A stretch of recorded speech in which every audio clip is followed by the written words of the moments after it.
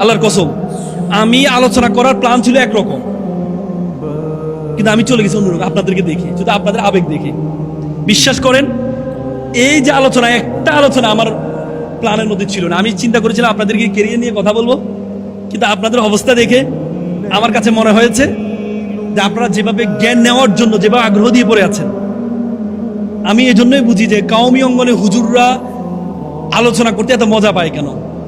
কারণ তার ছাত্ররা, মনে রাখবেন, পৃথিবীর বড় বড় টিচারের বড় বড় ছাত্র হয়েছে। জানেন তো এটা? এরিস্টটলের ছাত্র কে ছিল জানেন? কে? প্লেটো। প্লেটোর ছাত্র কে ছিল? হ্যাঁ, সক্রেটিস। সক্রেটিসের ছাত্র ছিল এরিস্টটল। সক্রেটিসের ছাত্র ছিল প্লেটো। প্লেটোর ছাত্র ছিল এরিস্টটল। মানে বড় শিক্ষকের বড় ছাত্র। এই জন্য আপনারা এত মেধাবী হন, এই জন্য আপনারা এত মেধাবী হন।